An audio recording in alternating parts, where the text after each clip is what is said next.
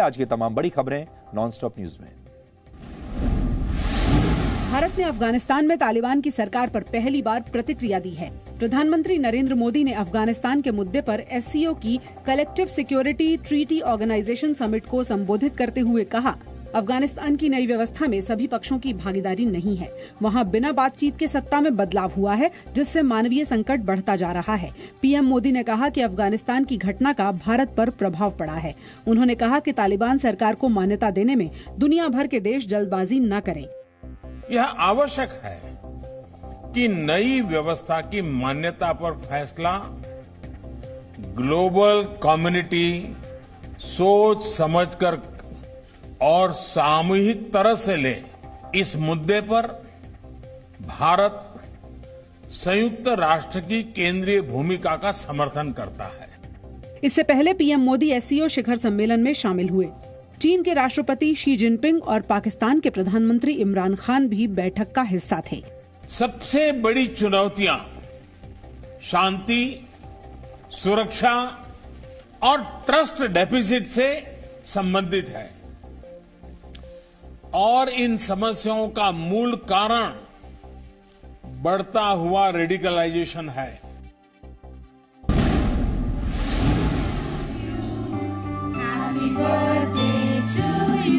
प्रधानमंत्री नरेंद्र मोदी 71 साल के हो गए। प्रधानमंत्री के 71वें जन्मदिन पर उन्हें देश भर से बधाइयां मिली। राष्ट्रपति रामनाथ कोविंद ने भी उन्हें जन्मदिन की शुभकामनाएं दी। जम्मू से लेकर बिहार और ओडिशा से लेकर मध्य प्रदेश तक बीजेपी कार्यकर्ताओं ने प्रधानमंत्री का जन्मदिन मनाया। पीएम मोदी के जन्मदिन पर बीजेपी ने सेवा समर्पण अभियान की शुरुआत की।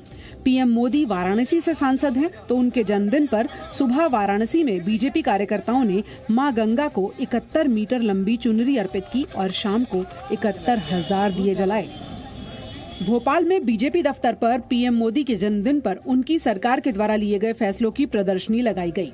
पटना में पूर्व केंद्रीय मंत्री रविशंकर प्रसाद और नंद किशोर यादव समेत बीजेपी के कई बड़े नेताओं ने भी सेवा समर्पण अभियान की शुरुआत की। बीजेपी के पटना ऑफिस में प्रधानमंत्री की जीवनी पर आधारित चित्र प्रदर्शनी भी लगाई गई। भारत ने कोरोना वैक्सीनेशन का नया रिकॉर्ड बनाया है। प्रधानमंत्री नरेंद्र मोदी के जन्मदिन पर भारत ने एक दिन में 2 करोड़ से ज्यादा लोगों को वैक्सीन लगाई। आज की रिकॉर्ड टीकाकरण संख्या पर हर भारतीय को गर्व होगा। मैं अपने डॉक्टरों, वैज्ञानिकों, प्रशासकों, नर्सों, स्वास्थ्य कर्मियों और सभी अग्रिम पंक्ति के कार्यकर्ताओं का सम्मान करता हूं, जिन्होंने टीकाकरण अभियान को सफल बनाने के लिए कड़ी मेहनत की है। आइए हम कोविड-19 को हराने के लिए टीकाकरण को बढ़ावा देते रहें।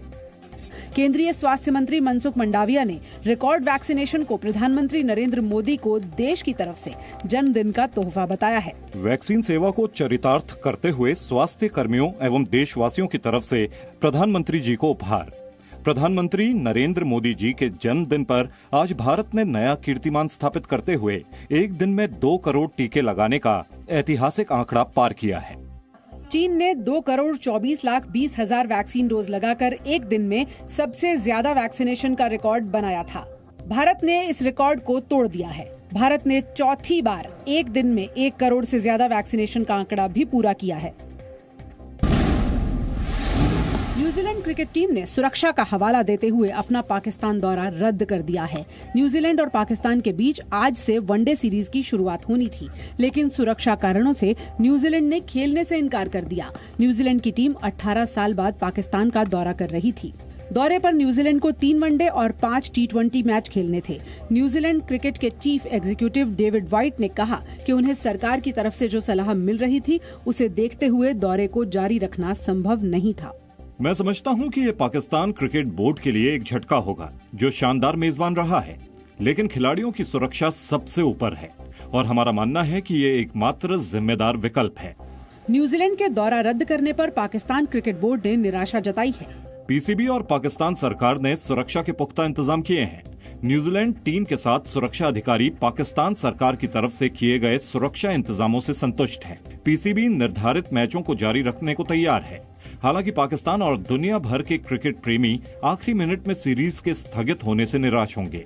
इससे पहले 2009 में पाकिस्तान दौरे पर गई श्रीलंका की टीम पर हमला हुआ था। पीडीपी अध्यक्ष महबूबा मुफ्ती ने एक बार फिर विवादित बयान दिया है। महबूबा मुफ्ती ने जम्मू कश्मीर के हालात की तुलना अफगानिस्तान से कर दी। तालिबान तो अफगानिस्तान में, वो अपना काम वहाँ कर रहे हैं, हमें अपना काम यहाँ करना चाहिए। महबूबा मुफ्ती एक हफ्ते के जम्मू दौरे पर हैं। इसी दौरान पुंछ के मेंढर सेक्टर में महबूबा मुफ्ती ने ये भी कहा कि जम्मू कश्मीर के लोगों का दम घुट रहा है। अनुच्छेद 370 हमारी पहचान थी। 370 ये सिर्फ यहाँ की तशक्कुस की रखवाली नहीं करता था, हमारे हर चीज की ये रखवाली करता था। यहाँ का जो भाईचारा है कहीं न कहीं उस पे भी, जो हिंदू मुस्लिम इकट्ठे रहते हैं उस पे भी कहीं न कहीं जो कम्युनल जमातों का जो जमावड़ा है वो उस पे भी अटैक करना चाहते हैं। केंद्रीय गृह राज्य मंत्री अजय मिश्रा टेनी ने महबूबा मुफ्ती के बयान को हताशा भरा बताया। उन्होंने कहा कि महबूबा मुफ्ती राजनीतिक कारणों से ऐसे बयान दे रही हैं। वो निश्चित रूप से हताश हैं और जैसे उनके बयान आते हैं वो कई बार देखिए तो आप वो राष्ट्र के विरोध के हद तक चले जाते हैं। महबूबा मुफ्ती इससे पहले भी कई बार ऐसे बयान दे चुकी हैं। अफगानिस्तान में तालिबान की वापसी के बाद उन्होंने कहा था कि तालिबान को असली शरिया कानून के तहत शासन करना चाहिए। जम्मू कश्मीर के कुलगाम के वनपोह इलाके में आतंकी हमला हुआ है। आतंकियों ने पुलिस वाहन को निशाना बनाया। आतंकियों की फायरिंग में रेलवे कांस्टेबल बंटू शर्मा गंभीर तौर पर घायल हो गए थे। इलाज के दौरान वो शहीद हो गए। हमलावरों की तलाश में सर्च ऑपरेशन जारी है। पुलवामा में सुरक्षा बलों ने भारी संख्या में हथियार और गोला बारूद बरामद किए। 4 पिस्टल भी जब्त की गई हैं।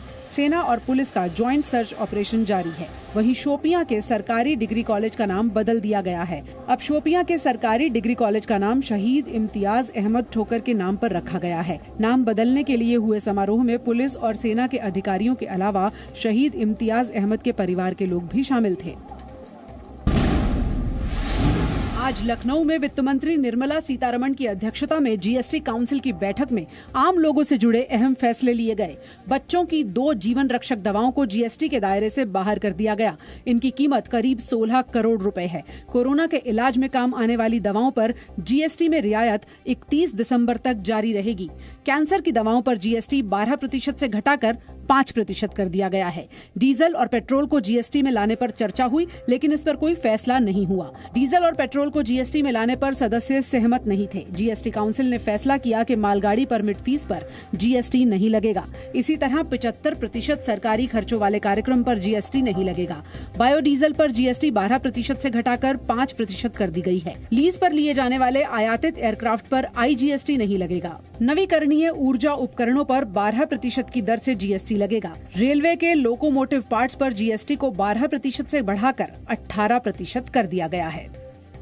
Presenting B News app available on Google Play and App Store. Download it now.